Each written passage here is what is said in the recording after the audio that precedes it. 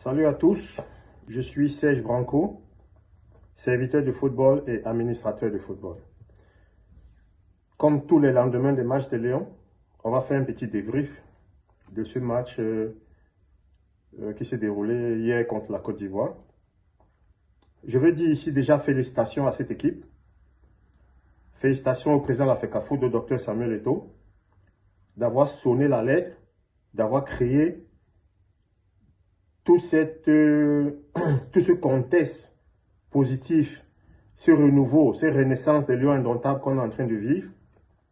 Félicitations au coach Pagou, même si hier au match contre la Côte d'Ivoire, il a commis, à mon avis, quelques petites erreurs que je vais relever tout à l'heure. Félicitations aux joueurs qui, de plus en plus, nous montrent que la performance contre le Gabon n'était pas un hasard et qu'ils sont sur la bonne voie. Je voulais déjà rappeler à ceux qui veulent déjà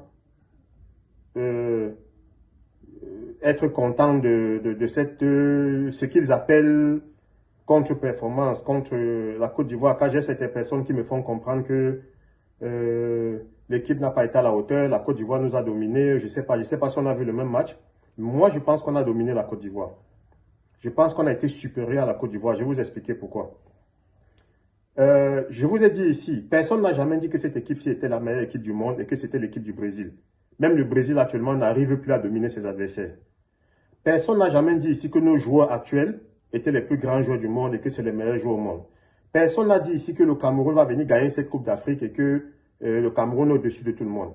On vous a dit dès le début que cette équipe est en reconstruction, cette équipe a des jeunes joueurs, cette équipe est en train de bien vivre ensemble.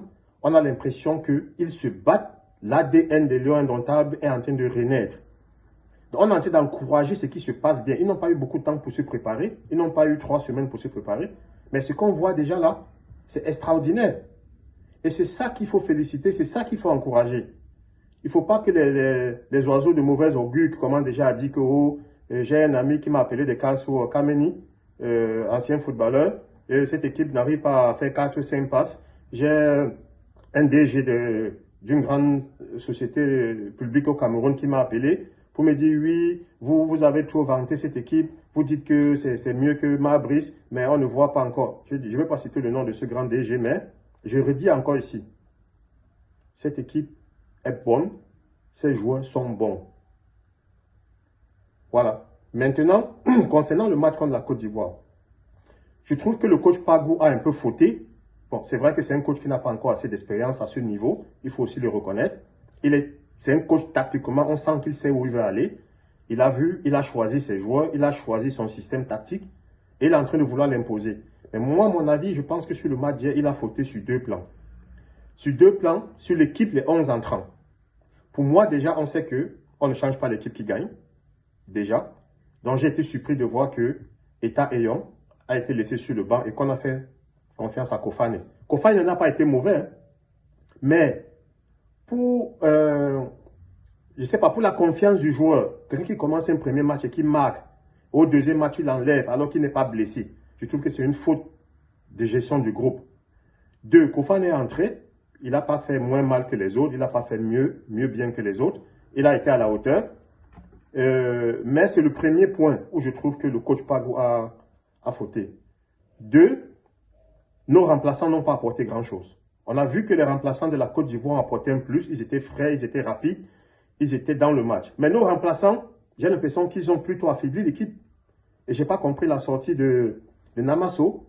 Parce que dès que Namasso est sorti, Namasso c'est quelqu'un qui, entre les lignes, entre la défense centrale et entre le milieu de terrain de la Côte d'Ivoire et du Gabon, on a vu que c'est quelqu'un qui est dangereux.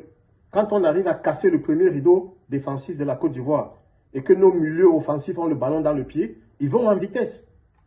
Alors quand Namasso est sorti, j'ai eu l'impression que, bon, Basso Gok, sérieux, je vous dis la vérité, c'est mon avis. Basso Gok, avec ce qu'on a vu là, il n'a pas le niveau d'être dans cette équipe. Mais comme je dis, c'est un ancien qui a de la bouteille, qui a de l'expérience. En plus, il est discipliné. En plus, il se fond bien dans le groupe, il ne fait pas des vagues. Je pense que sa place de grand frère est méritée sur le banc de touche. Car sportivement, franchement, sur le plan du jeu, moi je pense que Basso Gok n'a plus le niveau.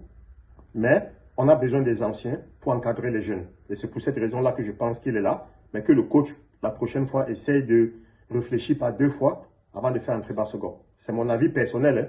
Je dis ce que je pense. Voilà, donc maintenant, je pense qu'avec ça, il y a des imperfections.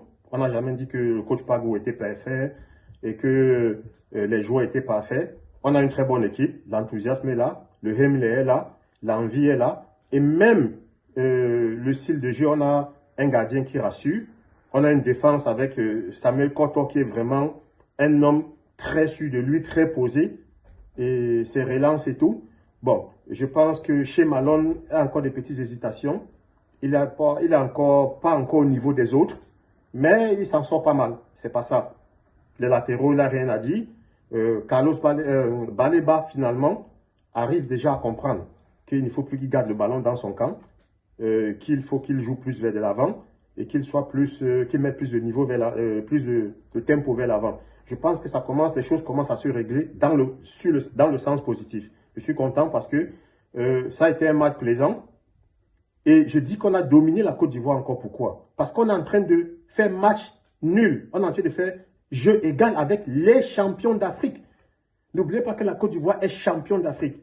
Ils vivent ensemble depuis 3-4 ans, cette équipe de la Côte d'Ivoire. Et nous, notre équipe n'est même pas encore 3 semaines ensemble, même pas encore 2 semaines, 3 semaines pleines ensemble. Mais on arrive à tenir tête aux champions d'Afrique. Donc rendez-vous compte que j'espère qu'avec le résultat positif contre le Mozambique, car le Mozambique est en train d'être la révélation de ce tournoi. Parce que quand tu vois le Mozambique jouer, les gars sont jeunes, les gars sont techniques, les gars sont rapides. Et il faut qu'on fasse très attention. Moi, j'aurais aimé qu'on batte la Côte d'Ivoire et qu'on puisse reposer les titulaires contre le Mozambique et qu'on mette des joueurs, nos remplaçants, qui puissent avoir du temps de jeu. Parce que j'ai l'impression que sur le banc de touche, on n'a pas beaucoup de qualité.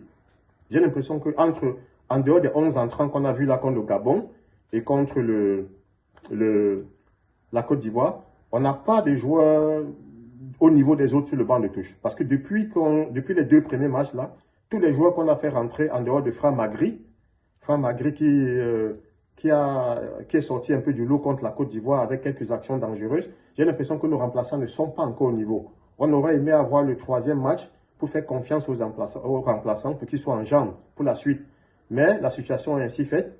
On doit absolument battre le Mozambique ou faire un match nul pour essayer de se qualifier. Donc moi, je suis satisfait. Je voudrais encore dire félicitations ici et à tous ceux qui travaillent dans l'ombre.